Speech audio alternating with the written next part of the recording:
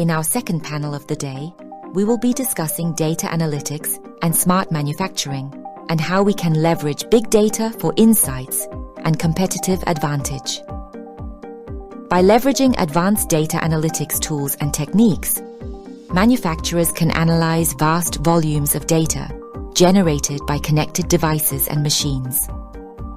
Data analytics serves as a game changer in smart manufacturing, paving the way for innovation and differentiation in a rapidly evolving industry landscape. To take us through this panel is one Timothy Oriedo, who is the founding chief data scientist at Predictive Analytics Lab. Welcome, Timothy. Good morning, audience. Welcome to this panel session, and I'm excited to host a panel consisting of executives with a key experience in the manufacturing sector.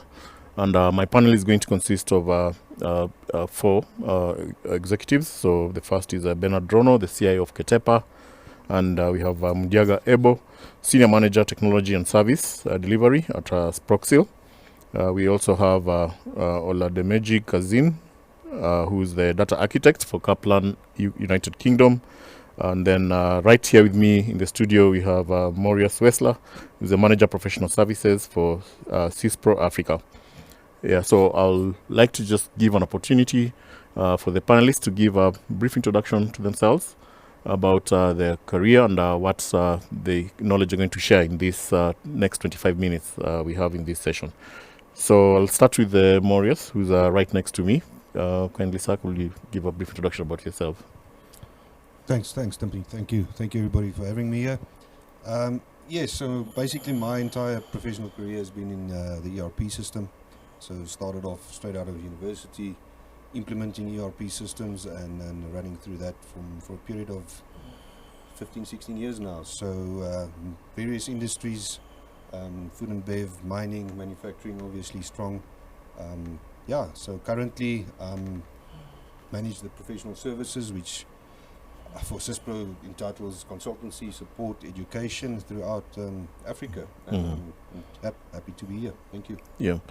Maybe tell us a bit more about CISPRO. So CISPRO is a ERP vendor or software package that basically focuses and specializes in manufacturing and distribution. So founded in South Africa, proudly South African company, and reaching out, and we've been in Kenya for over 20 years as well. 20 years, So good footprint to be in. Yeah, some key organizations that you provide your services for in Key organizations in Kenya, obviously strong in the food and beverage industry, so we've got the medical industry as well, so Meds, Brookside, all those types of organizations that we work with. Yeah, thank you, and thank you for making time to be with us this morning. Yeah. So joining us online, I can see Benadryno. Please kindly go ahead and give us a brief introduction about yourself, and then we'll have Mudiaga Ebo next, and then lastly will be Olademeji Kazim. Okay. Good morning, good morning, panelists. I don't know if it's morning there or it's afternoon, but here it's morning. So my name is Mudiaga Ebo. I work with Sproxil. It's a company that is an American-owned company. So what we do basically is that we help businesses fight counterfeits. We help them to reward customers, and we help them to have a visibility of their products along the supply chain. So that's what we do basically. So me, as the service delivery manager, I had the technology unit where we create software, we create applications to help, like I said, help industries in terms of how they manage data, what they can have those data insights in terms of manufacturing data, where your products have been, in terms of product management, product development, and all that. So that's what we do basically.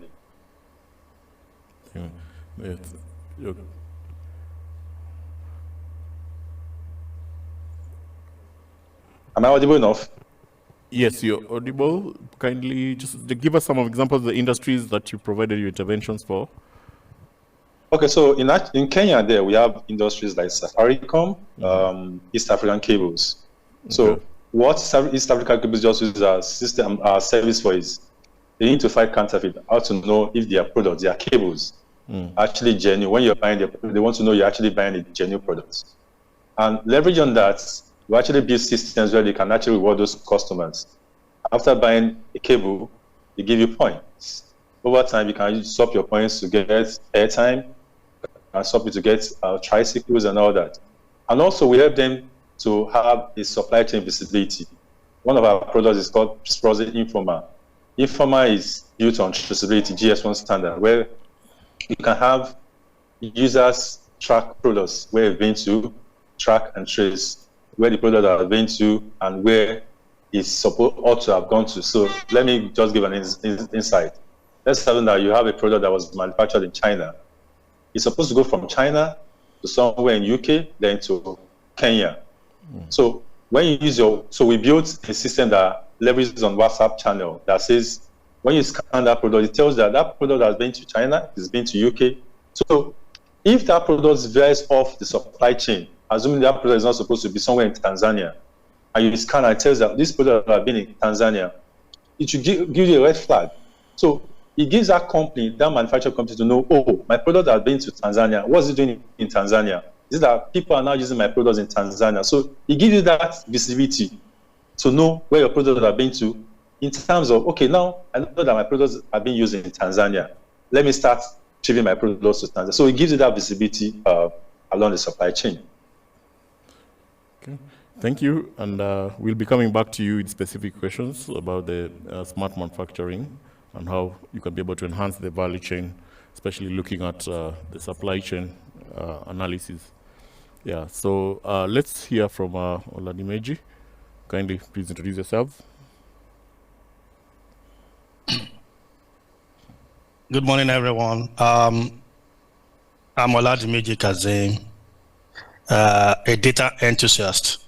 Well, sometimes I call myself a data evangelist. A journey that started some 26 years ago, but it's been all around data and data. Now I'm close to being a practicing AI engineer. Currently, I work with Kaplan Financials as a data architect. As you and I would know, a data architect is like number one person when it comes to how do we move, how do we channel the organization on the data part. So this is what I have found myself doing. It's hectic, it's cool, because you are relating with the owners of the business, you are relating with various stakeholders to put everyone on the data journey. I'm happy to be here this morning. I can tell us, as we are talking about smart manufacturing, in my head already, I'm thinking about the data part, the data journey, the data flow, what's going on from one point to another. Thank you.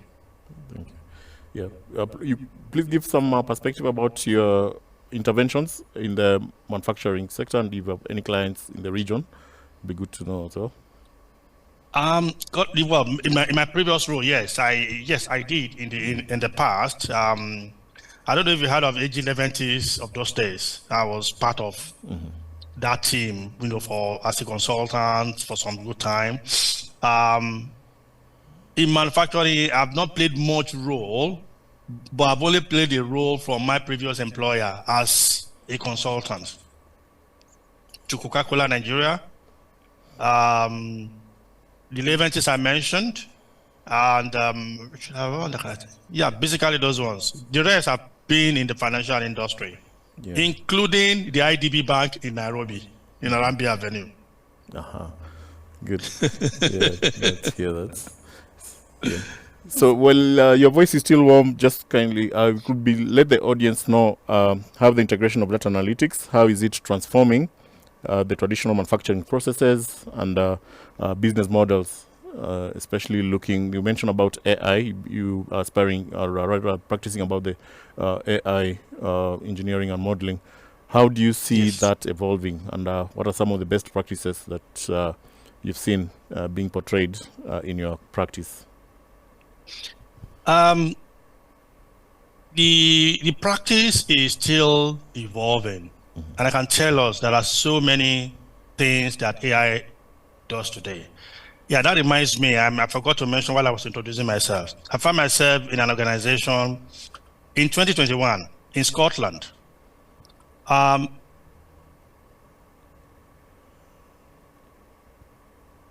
The only drink that you will find, that is the only place I've been in Europe that you will find so difficult to see a bottle of Coke, Fanta, and all those things. Rather, you will see their drink. That drink is called Iron Brew. I was privileged to be in the organization for some time. You need to see the chunk of data that comes out of the process. We implemented 6 robots. 6 robots, and what this robot do, what they do is so simple. Because it's just like a bottling company like Coca-Cola, very large. And instead of having so many people working on different parts at a time, we only had less than 30 people. Managers, we all manage the whole organization. Less than 30, you can imagine. Why? Because robot was doing quite a lot of the chunk. So they brought in AI at every part. Before that, I was privileged to have a MSc in artificial intelligence. So it was based on my practice. Now, what was this robot doing? The robot goes to the pallet, open the pallet. The robot gets the bottles, take the bottles to where they will be washed. The robot put the water, it washes the bottles, and it takes them like that up to when those bottles will be filled with drinks. As I speak to you today, I'm not sure I've seen any manufacturing organization in Africa where this happens as of today. No. But there is a big lesson. There is a big thing that we can get from there. That is, for us to begin this kind of journey, we need to start thinking about data. And when we're talking about data, the first thing that should come to our mind is, what is the strategy of the organization? That's the first step. Business strategy.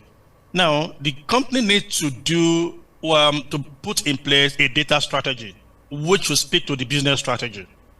Because if your data is bad, your models, your robots will give bad results. That is what I've seen in my own experience. I've gone through several models, and models too fail at some point, but it takes somebody that understands which model to use at any point to be able to say, this is the kind of model that works with this scenario. I was privileged to do a research. I'm on ResearchGate also. For those of us that know researchgate.com, you'll find me there, you'll find my papers there. If you go to researchgate.com, you'll see a research that I put in place on bias from AI perspective. So these are the kind of things we need to take cognizance of as we launch out in Africa. But the first step has to be data. We need to get our data right. If your data is not right, the result of your model will not be right. Yes. Thank you. All right. Yeah. Thank you. And carrying on with that thread of the transformation perspective, because Olodemeji touches on one aspect which is key in transformation of organization, and that is data. Yeah. So I'd like to ask Mudiaga to touch on one aspect, which is behavior, because where there's transformation, also the behavior of the users in that ecosystem significantly impacts the process of automation. So how has that experience been for you from the previous practice that you've encountered? Okay, thank you.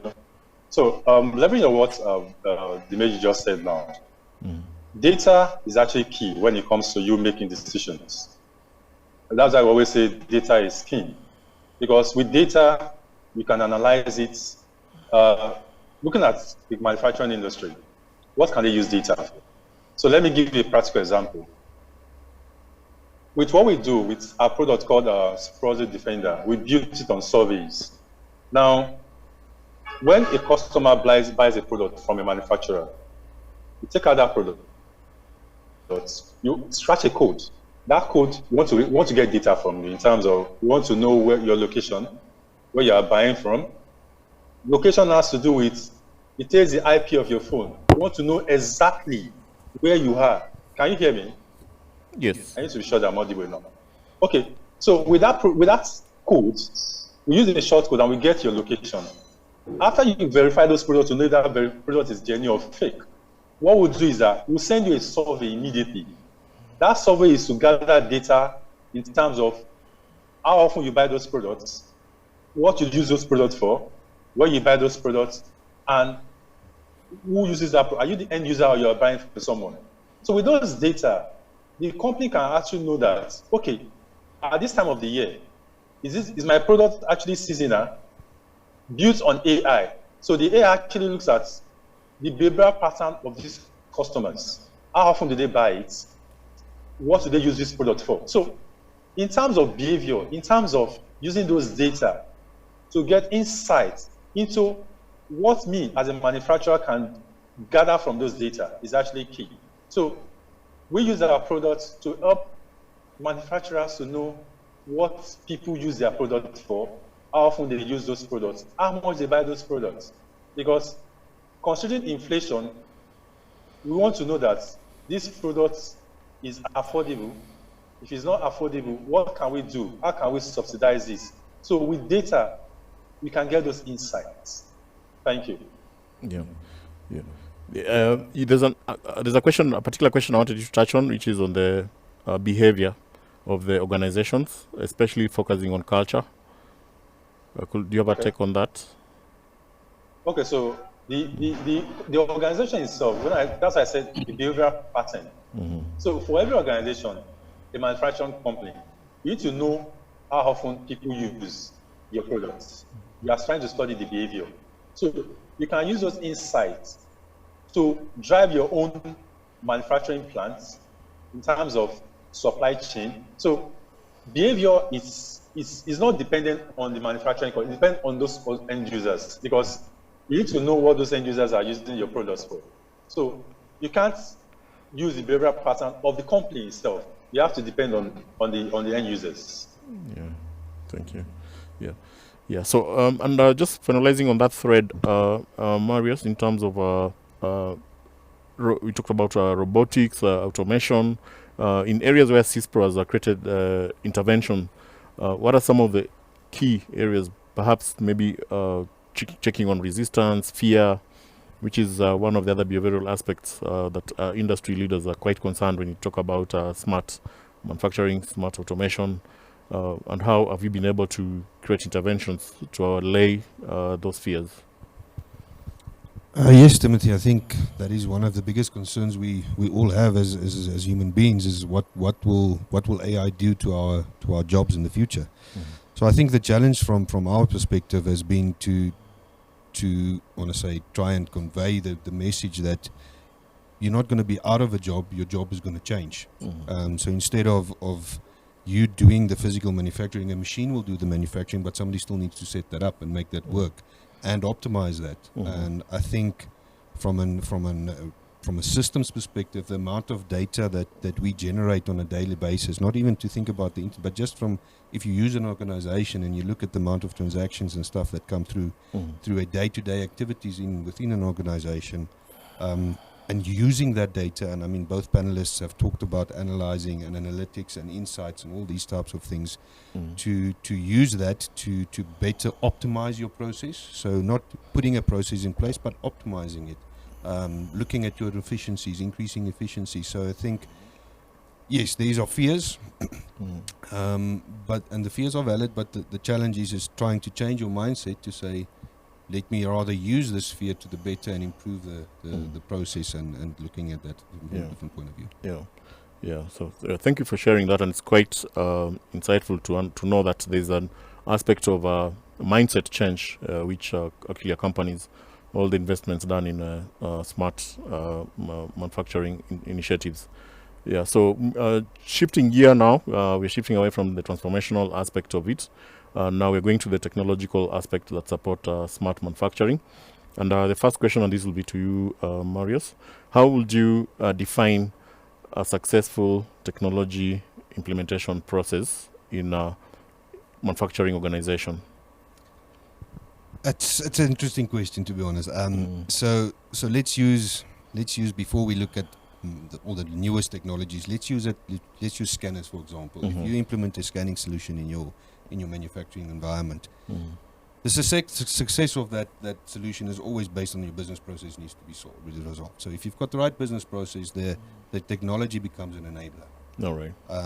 And then from there, there's a lot of opportunities that you can run on. But I mean, if you look at machine learning, AI, all these types of things, the success in that is getting connectivity, getting the connectivity and starting to get that information into your database, and then starting to use that information to make business decisions, drive strategy, and get the business on a better foot going forward. Yeah. Thanks. Well, you mentioned about business processes identification as being the very first of the areas that one needs to indulge in the process of automation. And delving a bit deeper into that, could you give a spectrum of possibilities in a manufacturing context, some of the business processes that perhaps ready for automation? Yes, absolutely. I think, yes, you can go right through from the start. I mean, every manufacturing, let's use accounts payable, invoice registration, all these types of things, OCR, reading that data, bringing it into the system, and then using that information, doing quality control checks, doing fraud checks, doing all of these things. So that's from an AP perspective. Going into manufacturing, I think, I mean, we've got a factory running that's fully automated. A customer would walk in, place his order into the system, and basically walk out and collect his goods, where the whole manufacturing process was automated and processed through that. So the possibilities are infinite at this point. Thank you for that. And still carrying on the same thread, and this question goes to Diaga. I know you mentioned that your organization basically focuses on supply chain.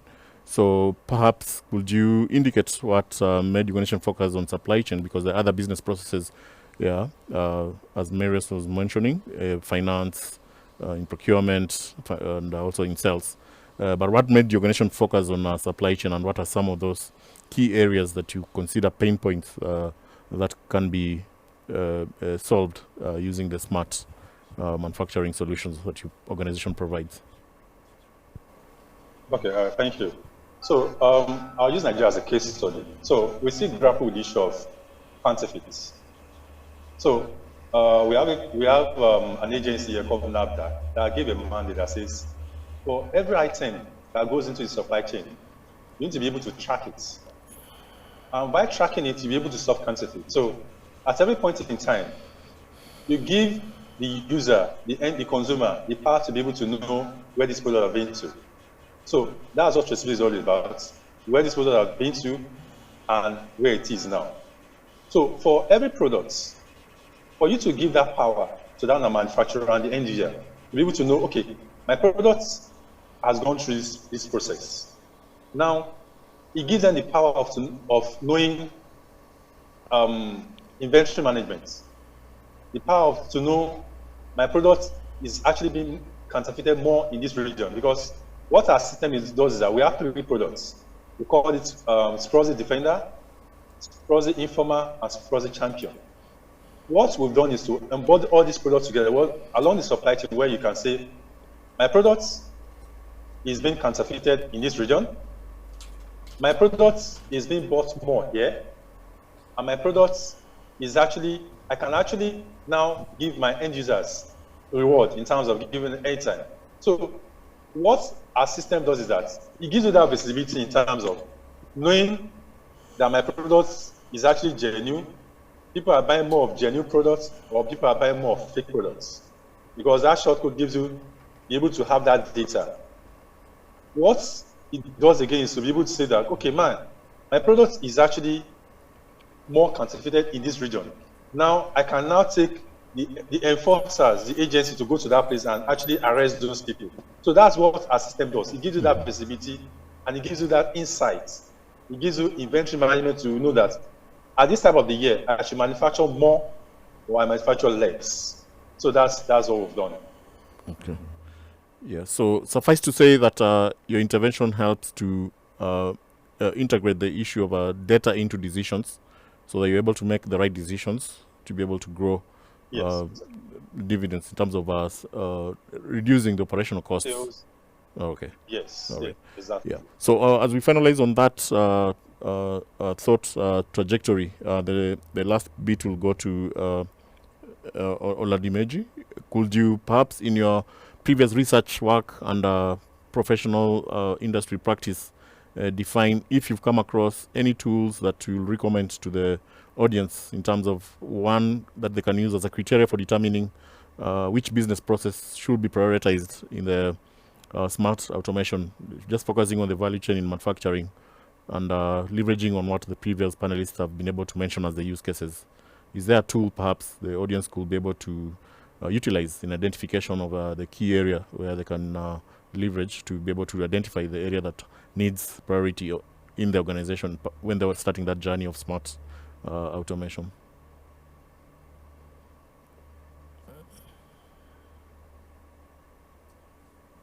Like I mentioned earlier, the journeys begin with data. There is no manufacturing section that does not generate data.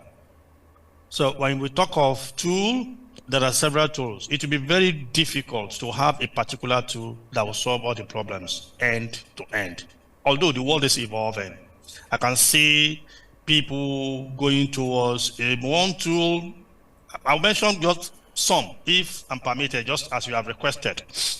Recently, sometime in May this year, Microsoft came up with what is called Microsoft Fabric.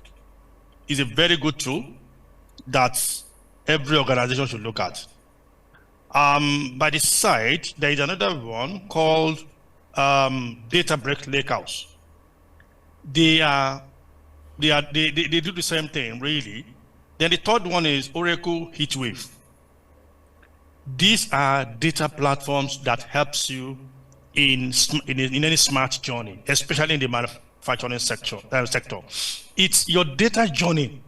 It takes care of your data journey from the beginning to the end of the production, up to the market.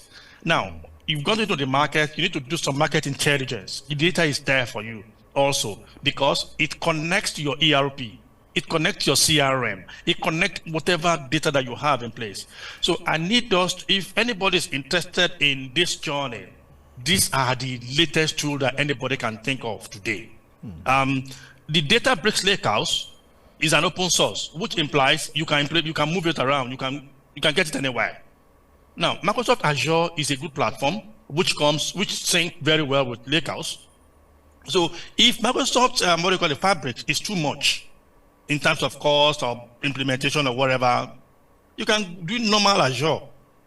So there is a standard, there is a standard practice in getting this done. Your data needs to go through several journeys. In most cases, 3 phases. Phase 1 is what you call a data lake. A data lake is where you dump all the data from that machine, from this machine, from your CRM, from everything, irrespective of their structure. You dump them in a lake. The lake is on your Azure. The Azure that you have today has a lake. Now, in that lake, context needs to be on the lake. And that explains why Microsoft released in May this year what we call One Lake on a data lake.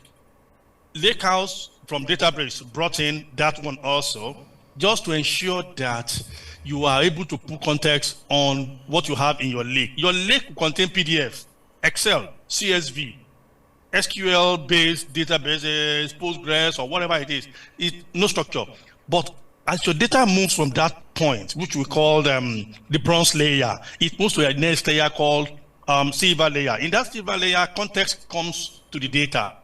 Now, when you have context, you can move it to the gold layer, which is the last phase. In the gold layer, a whole lot of things are possible. You can do your analytics to see how the machine is performing, how that bottles are being filled on the track, how the market is doing, what are the intelligence that you need to take the next decision. While on the other side of it, on the flip side of it, is machine learning, which is like a software robot. Now, what you do with that one is that because your data is clean now, it's curated, you can now say, yes, we want to model what happens next year, what happens 5 years' time, what happens 10 years' time. You are able to do what is called predictive analytics. So basically, if we have this, then we are good to go. we are good to go. Africa is not ready, but for as many as are ready, I think this is a very simple journey that we can run through. But the beginning has to be the business strategy, the data strategy of the organization, which should point to all these things I'm saying, irrespective of what the company is manufacturing. You can make it as smart as possible. Thank you. Yeah. Thank you. Yeah, thank you for summarizing it so well. So it all begins with a business strategy, then evolving into a data strategy. Yeah. So in the audience, I believe there's someone in an organization where they're grappling around how, because everything is surrounding data. Yeah. So in that priority, if we call it a priority matrix, if you've got finance, sales, HR, engineering, logistics, and warehousing, you'll find that there's a certain ease of getting data from some of those business processes. However, there's a recurring challenge of obtaining data from machines. And this brings us to the subject of innovation and the future of smart industries, and specifically narrowing down to the area of IoT.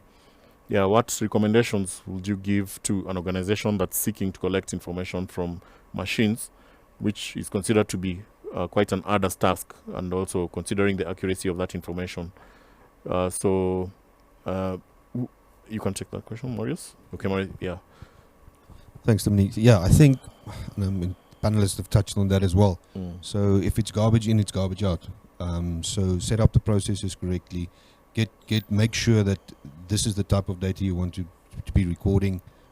Make sure it's clean. Make sure it's up to date as well. So if your data is not up to date and you don't maintain that data, the predictive analytics and all these types of things become useless in the end. So that's the big challenge, I think, for all of that. Yeah. I know he mentioned that Africa is not at this point yet, but I think we are getting there very quickly.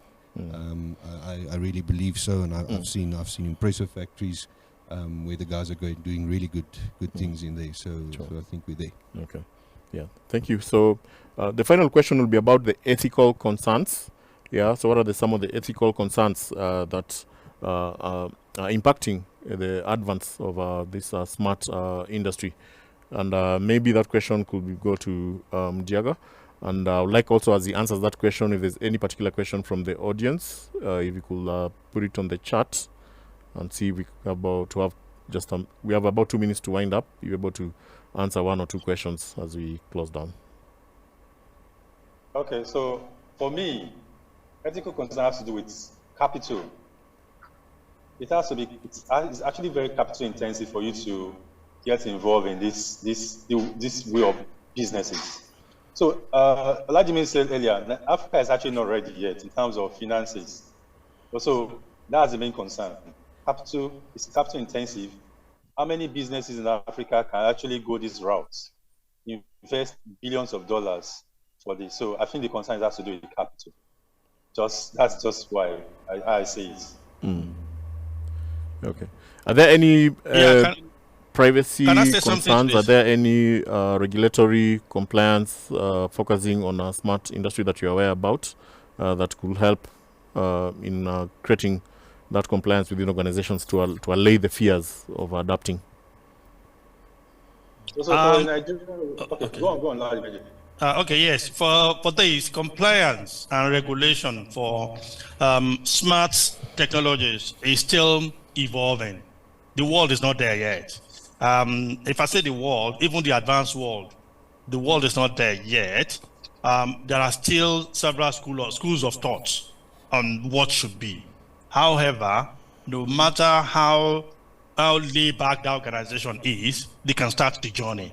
It starts with all those policies, strategy document, blah, blah, blah. So the compliance team or the internal audit team should put in place.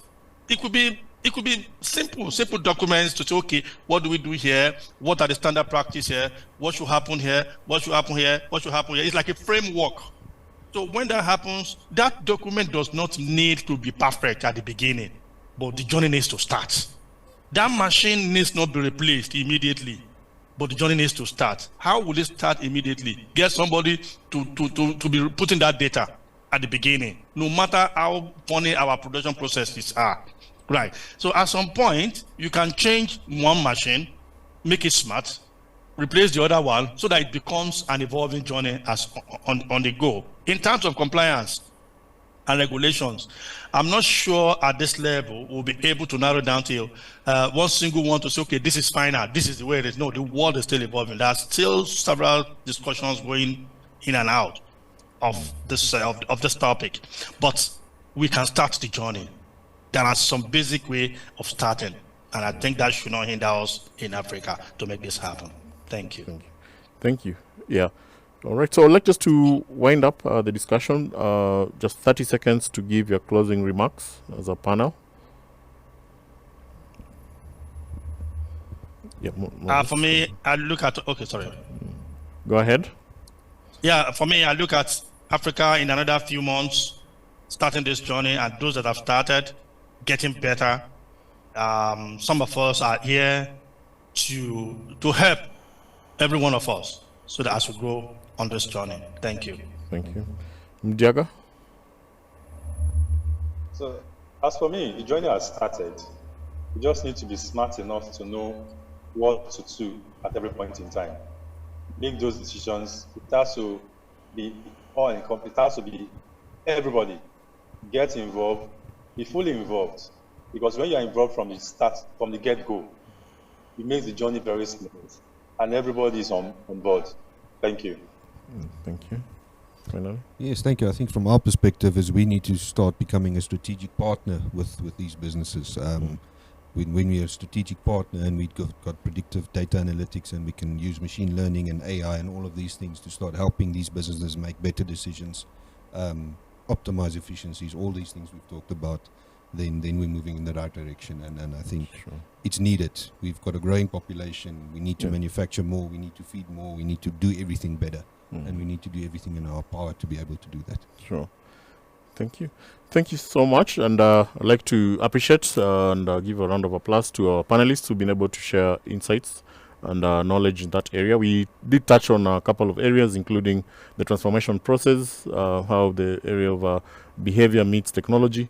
We touched on the data. They shared key aspects around what considerations organizations need to give. What came out was the need to start by looking at organizational strategy, business strategy, cascading down to the data strategy.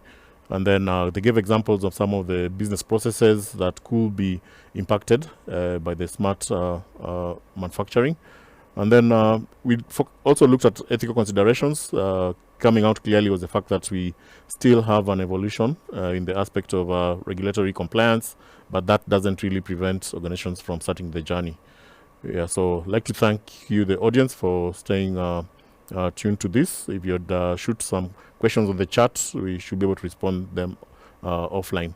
But I'd like to thank the organizers for this session, and we look forward to such a forums we're able to share knowledge and create more impact to organizations. So back to you.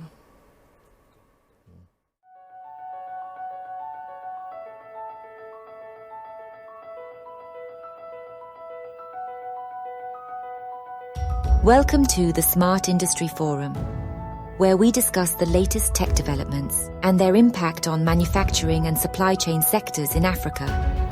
The forum will feature discussions on Industry 4.0 technologies in manufacturing, logistics, supply chain management, efficiency and productivity in smart factories, cybersecurity, and global trade impacts.